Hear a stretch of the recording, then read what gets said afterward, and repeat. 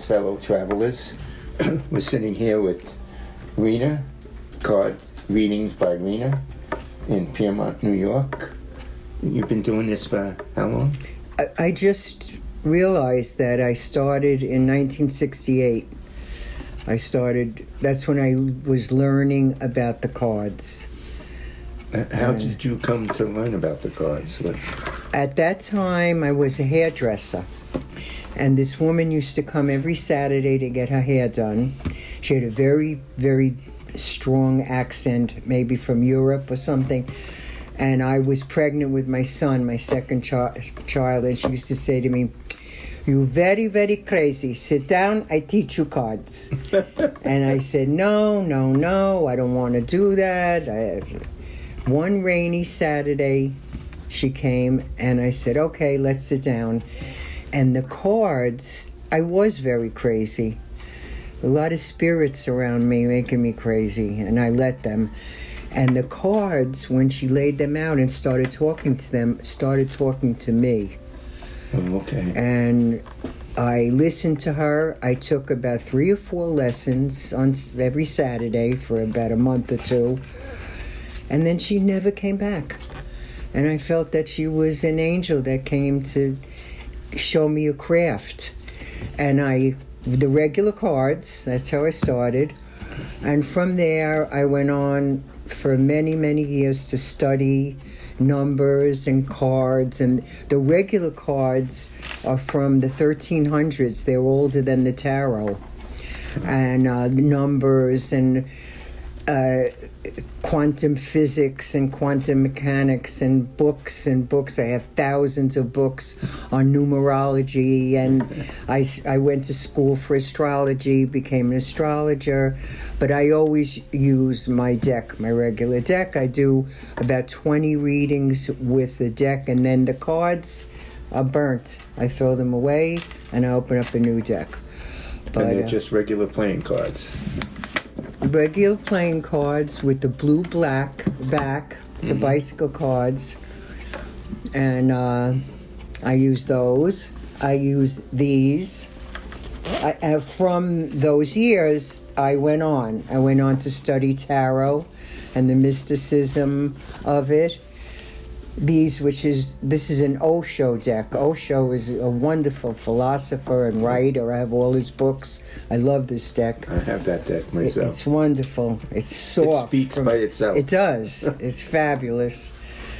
And at the end of a reading, I open up these decks. And this one, the Wade Rider Tarot, which is the best tarot there is if you want to read or study tarot.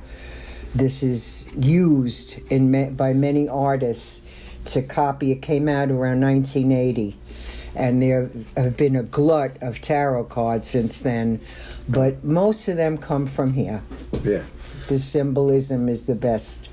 So I do that. I do your astrological chart, where I get a lot of information, and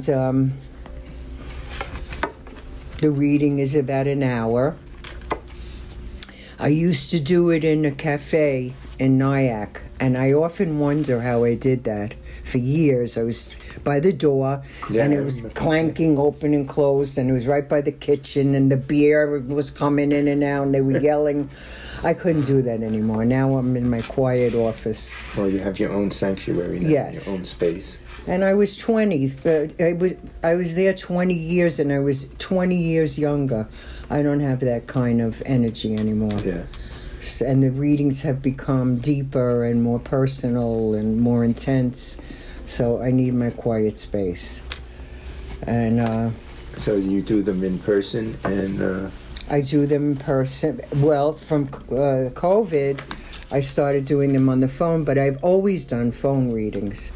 Oh, even 50 years ago, I had people in Israel, in Italy, France, all over America. So I always did phone readings. So the phone is, people say, how could you do that? It's electric currents. It moves spirit really quickly, and sometimes even better than sitting with someone, because you could get jammed up with somebody's energy. And this way, I do FaceTime so Yeah, we could see okay. each other. People like it. Yeah. And today I had 2 women who've been trying to come to me for 2 years, and I've been saying, no, I'm not working in the house. And I finally said yes, and they came. The first 2 women in 2.5 years Wow. came today. So here and there, if people say, no, I'd rather see you, I'll let them come. Yeah. I already had COVID. Yeah. Yeah. And this so- bag? And this is the runes. This is a good story. The runes are ancient stones, like hieroglyphics, and Yeah. they tell a story. So the story is in, look at this book, it's been used. The story is in the book. When we went to Delphi, Yes. over the doors Yeah. The were these Oracle of runes, Delphi. the oracles. So one day I was cutting a bagel, and right into the middle of my hand with the knife, and the blood was pouring, and I heard a voice that said, go get your clay. So I got my clay and I made the runes. When you put your blood into something, Yes. it's very powerful. So I made the runes, and I have people go in with their left hand and pick one, and then whatever it is, we look it up in here, and it's always exactly what they need to hear. Should I try one, Sure. you think? Just feel around and take the one that really wants you. And then we'll see what it is. Oh, I have a lot of things that I use. I'll tell you about my cauldron. What's so funny? Relationships. I looked that up. I said before, can I see your book? Oh, God. And you looked that up. And It's called that's partnership. when I looked up, because the other day when I was walking the lake, I took a picture on the walkway. Had a straw, or was that ruined? Well, the thing, it's a symbol, and Spirit leaves those for us Yeah. to learn.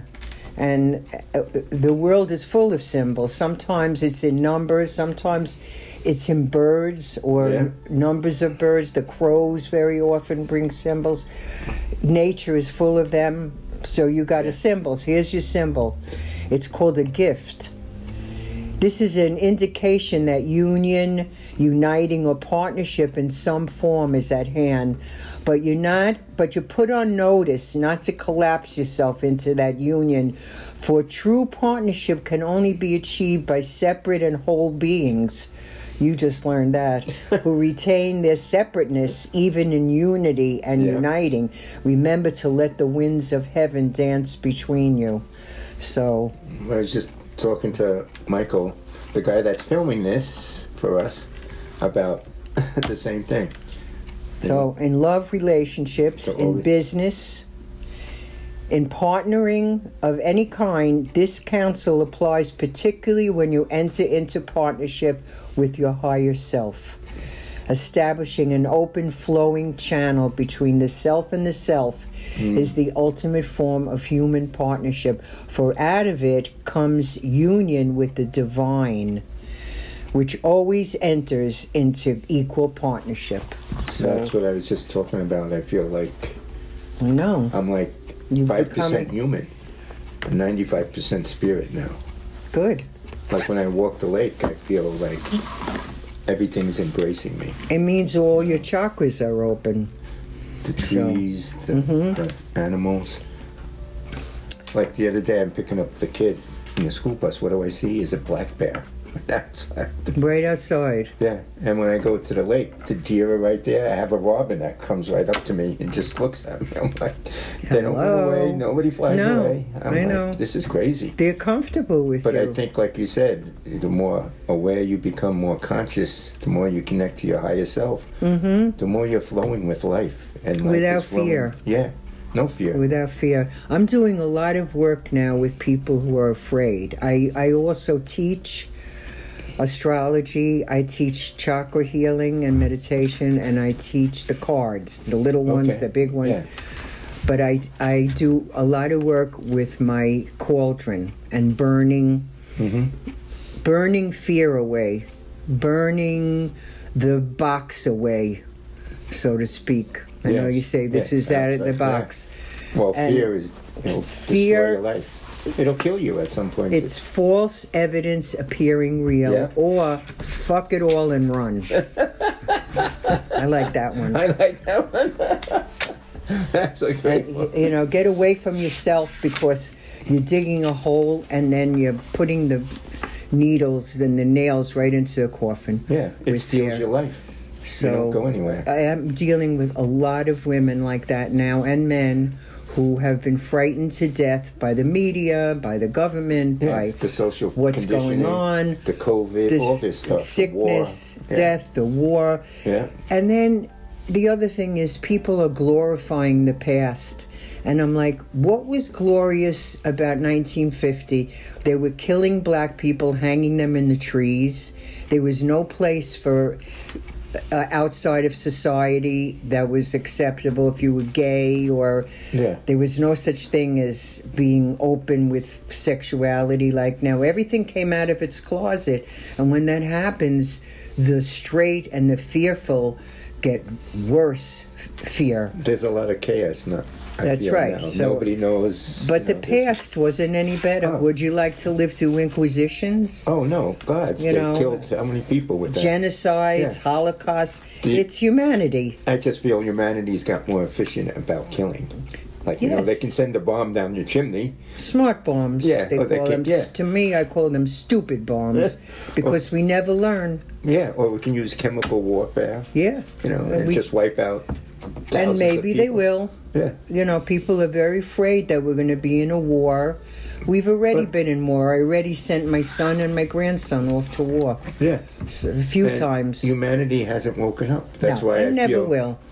we're coming down to the 2-minute warning like in football. Yeah, I know.